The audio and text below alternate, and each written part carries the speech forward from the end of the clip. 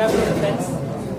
I am Professor Dr. Rajasundaram. I am a surgical oncologist, cancer surgeon, director for Legal Cancer Institute, Legal பழைய Global Hospital சொல்லுவாங்க அதோட director இருக்கேன்.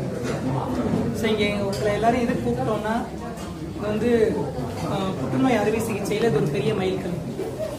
Cancer சர்ஜரியில் வந்து robotic use பண்ணி சைட்டோரெக்டிவ் surgery and ஹைபெக் அப்படின்னு கம்ப்ளீட்டாக பண்ணுறது வந்து யாருமே பண்ணலை.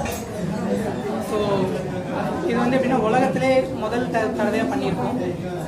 மற்ற இடத்துல கூட உலகத்தில் மற்ற இடத்துல கூட பண்ணலை. தி சைட்டோரெக்டிவ் சர்ஜரினா என்னென்னா அப்டமனில் கேன்சர் ரொம்ப பரவி இருந்துச்சு அப்படின்னா, for example ovarian cancer, appendicular cancer, or stomach cancer, or colon cancer, இதெல்லாம் வயிறில் ரொம்ப பரவி இருந்துச்சுன்னா முன்னாடி வந்து ஒன்றுமே பண்ண முடியாது, இறந்து போயிடுவாங்கன்னு சொல்லுவோம். இல்லாட்டி கீமோதெரப்பி கொடுப்போம். கீமோதெரப்பி கொடுத்து கொஞ்சம் சர்ஜரி பண்ணுவோம். ஸோ அது 3 வருஷம் நல்லா இருப்பாங்க. அதுக்கப்புறம் திரும்ப வியாதி வந்துடும். அதுக்கப்புறம் அது எப்படி இவால்வ் ஆச்சுன்னா, நம்ம வந்து அந்த அப்டமில் இருக்க கேன்சர் கம்ப்ளீட்டாக எடுத்துட்டு வயிற்றுக்குள்ளே ஹீட்டட் ஃபார்மில் கீமோதெரப்பி கொடுக்க ஆரம்பித்தோம். ஹைப்போதெர்மியான்னு ஹைபெக் ப்ரொசீஜர். ஸோ சைட்டோரெக்டிவ் சர்ஜரி ஹைபெக் அப்படின்னு பண்ணும்போது ரிசல்ட்ஸ் வந்து இன்னும் பெட்டராக இருந்துச்சு. பேஷண்ட்ஸ் வந்து மோர் தென் 5 இயர்ஸ் நிறைய பேர் உயிரோட வாழ ஆரம்பிச்சாங்க. அதுக்கப்புறம் என்ன ஆச்சுன்னா, இதை வந்து இப்போ லாஸ்ட் 1 இயர் முன்னாடி ரொபாட்டிக் சர்ஜரி நிறைய பண்ண ஆரம்பித்தோம். ஸோ இந்த ஹைபெக் சர்ஜரியில் வந்து என்னென்னா, நம்ம வந்து ஃபுல்லாக அப்டமன் ஓப்பன் பண்ண வேண்டியிருக்கும். நம்ம ஃபுல்லாக அப்டமன் ஓப்பன் பண்ணும்போது ரிகவரி கொஞ்சம் லேட் ஆகும், பேஷண்ட் கொஞ்சம் பெயின் இருக்கும், ஹர்னியா ஃபார்மேஷன் இருக்கலாம். ஸோ இது வந்து நாங்கள் 10 வருஷமாக பண்ணிட்டு இருக்கோம்.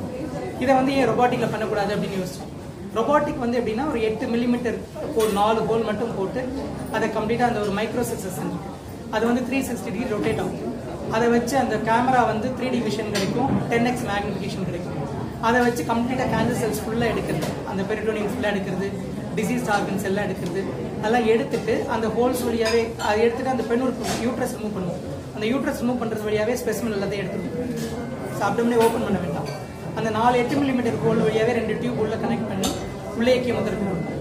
உள்ளே கீமோதெரப்பி கொடுக்கும்போது கம்ப்ளீட்டாக அந்த கீமோதெரப்பி நல்லா சர்க்குலேட் ஆகும் 1.5 hours. அது மீதி இருக்க கிருமிகள் எதுவும் இருந்தாலும் கேன்சர் செல்ஸ் எதுவும் மைக்ரோஸ்கோபிக் ஸ்கெல்ஸ் எதுவும் இருந்தாலும் அதை கம்ப்ளீட்டாக க்யூர் பண்ணிடுவோம். அதுக்கப்புறம் நல்லா வாஷ் பண்ணிவிட்டு மிஷின் க்ளோஸ் பண்ணிடுவோம். இதில் என்ன அட்வான்டேஜ்னா, பேஷண்ட் வந்து recovery is very quick. Next டேவே நார்மல் எந்திரிச்சு உட்காந்துருப்பாங்க, நடப்பாங்க. அண்ட் நெக்ஸ்ட் டே நார்மலாக சாப்பிடுவாங்க. அதுக்கப்புறம் they all get discharge in 4th week. So இது வந்து பட் எல்லா பேஷண்ட்டுக்கும் இது பண்ண முடியாது. கேஸ் செலெக்ஷன் ரொம்ப முக்கியம். நிறைய டிசீஸ் இருக்கவங்களும் பண்ண முடியாது. இந்த பிசிஏ இண்டெக்ஸ் சொல்லுவோம், அது வந்து 7 to 10.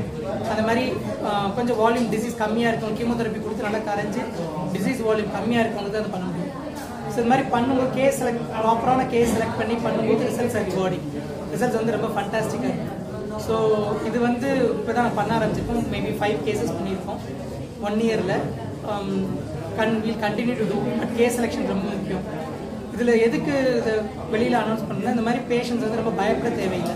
ஸோ சரியான சென்டருக்கு வந்து சரியான வைத்திய முறைகள் பண்ணிட்டா கம்ப்ளீட்டாக க்யூர் ஆகக்கூடிய வாய்ப்பு இருக்குது. நன்றி.